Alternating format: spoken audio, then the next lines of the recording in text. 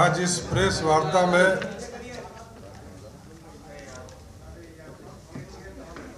Party के द्वारा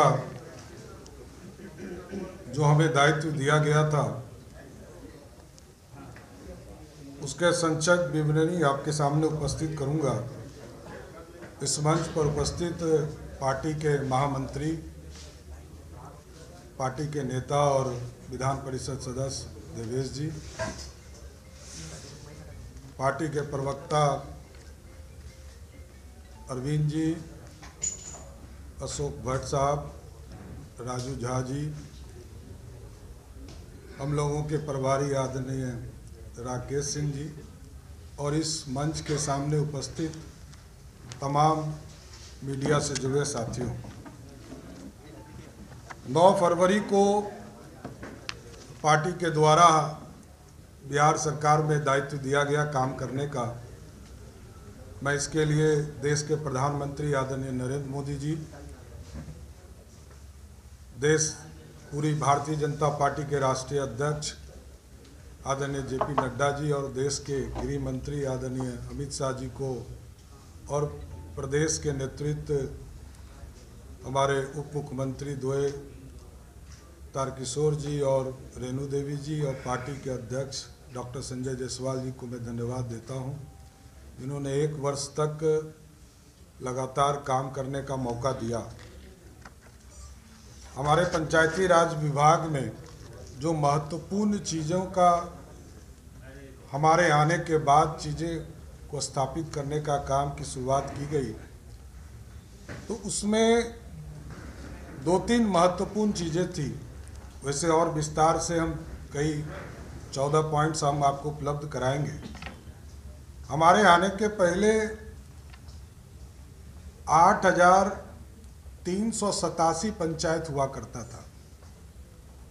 हम लोगों ने उसमें विघटन किया। कोरोना की महामारी को देखकर जहां मार्च अप्रैल में हम लोगों को चुनाव कराना था, ठीक उसी समय पूरे चुनाव प्रक्रिया को बाधित होना पड़ा और रोकना पड़ा और हम लोगों को उसमें भी डिसीजन लेना पड़ा। हमने परामर्शी समिति गठन किया। लोकतंत्र खतरे में नहीं हो, तानाशाह की सरकार नहीं चले, कोई अफसर राज नहीं आए, तो हम लोगों ने पूरी तरह परामर्शी समिति का गठन किया, जिसमें जिला परिषद के अध्यक्ष को भी जब तक कि दूसरा काल शुरू नहीं हो 15 दिसंबर तक के लिए उनको भी हम लोगों ने एक्सटेंड किया और जिला परिषद के अध्यक्ष तौर पर काम करते रहे। उसके बाद प्रखंड प्रमुख को भी हम लोगों ने परामर्शी समिति का अध्यक्ष घोषित किया और जो उसके सदस्य थे उनको उस दिन से फिर हम लोगों ने बरकरार किया। उसी तरह मुखिया में भी हम लोगों ने परामर्शी समिति पंचायत का अध्यक्ष उनको घोषित किया, क्योंकि लोकतंत्र पूरी तरह भारतीय जनता पार्टी और एनडीए की सरकार चाहती थी कि बिहार में लोकतंत्र स्थापित हो और 2.5 लाख जनप्रतिनिधि को हम चुनाव में ले जाना चाहते थे, लेकिन कोरोना की स्थिति को देखते हुए नहीं जा पा रहे थे। तो लार्ज स्केल पर चुनाव था, गांव-गांव गली में चुनाव था, तो इस पूरी प्रक्रिया को रोका गया। तो उसमें परामर्शी समिति का गठन करके जो प्रतिनिधि थे उनका राज स्थापित रखा गया। उसी तरह मानव बल, क्योंकि लोग कहते हैं कि रोजगार के बारे में हमारे मुख्य विरोधी पार्टी बार बार ये चर्चा करती है कि हम मानव बल पर काम नहीं कर रहे। तो हम लोगों ने तो तय किया है कि हर हालत में, अभी एक बड़ा निर्णय हम लोगों ने लिया कि प्रत्येक पंचायत स्तर पर हम लोक सेवा केंद्र खोलेंगे। लोक सेवा केंद्र जिसमें कि हमको किसी भी चीज़ के लिए ब्लॉक जाना पड़ता है, तो ब्लॉक में हमको आवासीय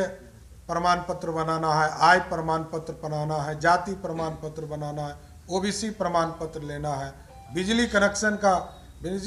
के लिए आपको आवेदन देना है। तो ये सारे एक तरह से आरटीपीएस काउंटर जो ब्लॉक में होते थे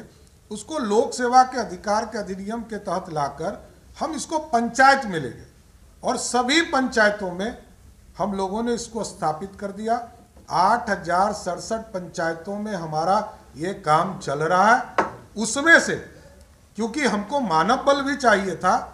तो हम लोगों ने 7863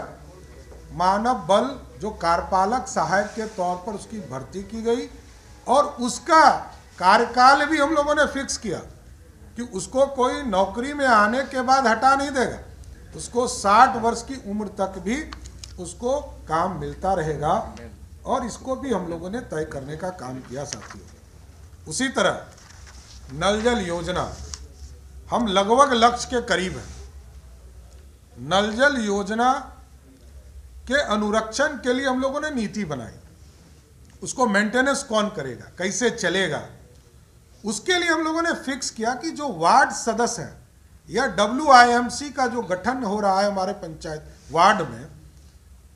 1 लाख से अधिक 1,10,000 हमारे वार्ड बचे हैं, उसमें हम WIMC के माध्यम से पूरा एक कमेटी का गठन करते हैं, 7 सदस्यीय कमेटी, जिसमें वार्ड सदस्य ही वार्ड अध्यक्ष उस समिति के अध्यक्ष होते हैं। और इसके माध्यम से हम लोगों ने तय किया कि जो मेंटेनेंस का काम है, इसमें 2,000 रुपया जो अनुरक्षण करेंगे, चाहे वार्ड सदस्य करें, चाहे वार्ड सचिव करें, चाहे वार्ड के जो WIMC के जो 7 सदस्य हैं उसमें से कोई व्यक्ति करे, उसको 2,000 रुपया हम लोग मानदेय देंगे। साथ ही साथ जो जिस घर को पानी पहुंच रहा है उस घर को हम 1 रुपया के शुल्क लेंगे, जो 365 रुपया प्रत्येक साल होगा, हम उससे वसूली करेंगे। उसके माध्यम से जो वसूली होगा उसका आधा हिस्सा भी वही अनुरक्षक को चला जाएगा, जो उस पूरे काम को मेंटेनेंस कराएगा। और इसके साथ साथ हम सरकार के द्वारा भी 3,000 रुपया बिजली बिल मेंटेनेंस के लिए, और जो राशि उपलब्ध होगी उससे भी मेंटेनेंस का काम, छोटे मोटे काम, नल टूट जाए, कहीं पाइप फट गया हो, कहीं बिजली बिल के चलते फंसा हुआ हो, बड़े मेंटेनेंस के लिए हम लोग ब्लॉक में एक अनुरक्षण नीति बनाए हैं, जहां एक पूरा एक लिस्टिंग का काम किया जा रहा है, वो पूरी व्यवस्था की गई। तमाम लेटेस्ट खबरों को सबसे पहले देखने के लिए सब्सक्राइब करें डिजिटल न्यूज़ 20।